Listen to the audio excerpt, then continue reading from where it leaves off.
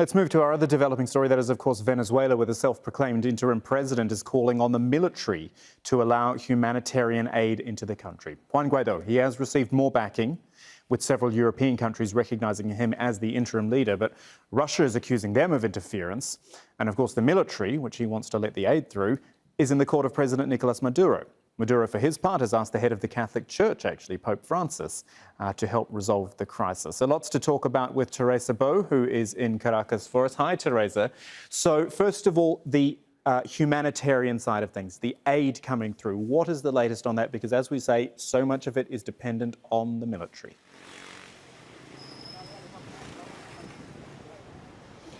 Well, we're right outside a hospital here in Caracas, and several protests will be happening today in hospitals, doctors and nurses asking the government to allow much needed military humanitarian aid.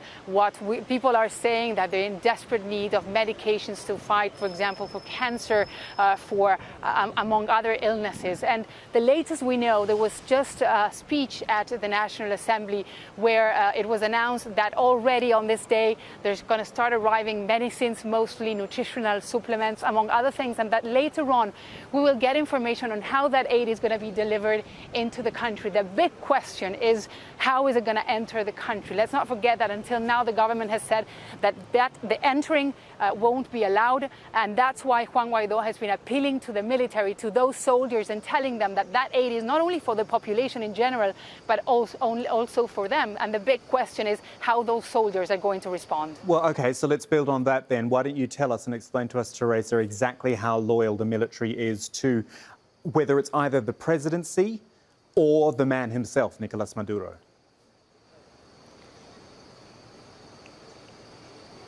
Well, in the past week, we have seen several very small rebellions in different parts of Caracas, but the leadership remains loyal to Nicolas Maduro. They play a crucial role within the Venezuelan cabinet, handling things like the economy, the military, internal affairs, among other things. So it's not, and until now, they remain very loyal to the president.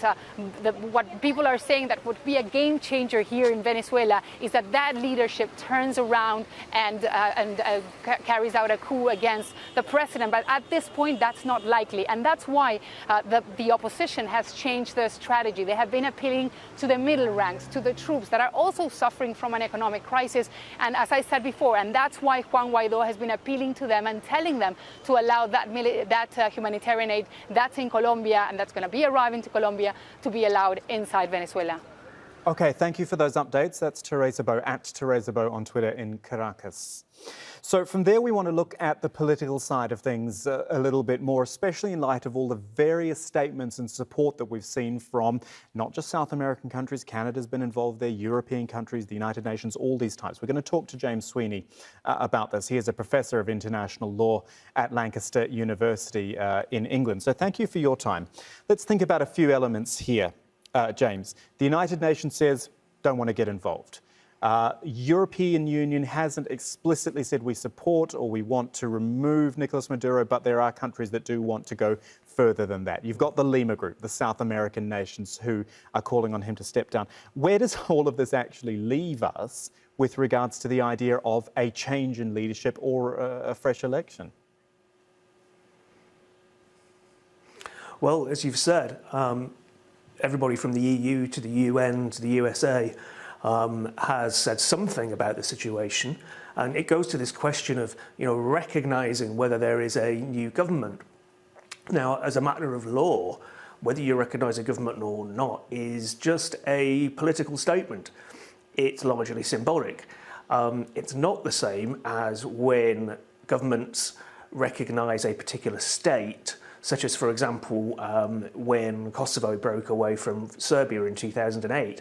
So really, these statements about who is the legitimate leader of Venezuela at the moment are part of a political strategy to lend weight to one side or the other, but they can't change the situation on the ground. And the semantics are important here as well, aren't they? Correct me if I'm wrong, but a lot of these countries and bodies are saying, we recognise you, Juan Guaido, as the interim president, not as the president or the leader. Is that to say, you're the interim president, we'll support you, but can you organise some elections as well, please? That's right, because this dispute goes back to elections last year, elections in which some of the opposition parties were prevented from participating, others outright boycotted them.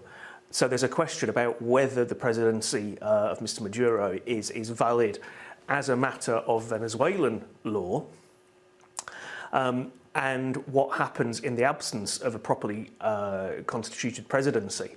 The argument of Mr. Guaido is that under the Constitution, the Speaker of the House, and that's him, the Speaker of the National Assembly, should I say, becomes the interim leader. That's what they're arguing.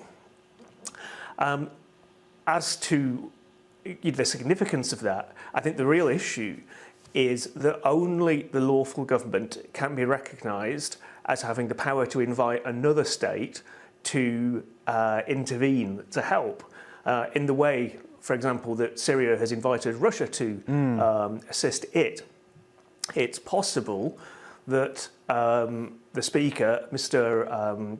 Guaido, could, for example, seek to invite the USA, having heard Mr. Trump fail to rule out the use of force. And just a quick note on that. Sorry, can I ask you about that? Is he allowed to do that? And exactly. Is the United States, do you think, a real quote-unquote threat here? Because some of the stuff I've been reading is people have been saying, look, this is, the US promoting a coup, essentially, or a type of coup. Mm-hmm.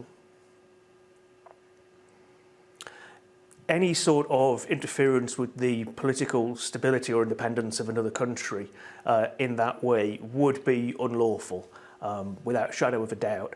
The USA has got form on this, if you will. There's a very famous case went to the International Court of Justice about the CIA mounting a secret operation in Nicaragua to destabilise the left-leaning government of that country back in the 80s. This was known at the time as the Iran-Contra scandal because the CIA was illegally selling weapons to Iran to fund its equally illegal operations in Nicaragua, and was eventually taken, or the USA, as I said, was eventually taken to the International Court of Justice. And that case clarifies that whether you disapprove or not of the government of another country, you are not allowed to interfere with its sovereignty. James Sweeney from Lancaster University, really interesting talking to you about it. There's a lot to get into there. Thank you for your time.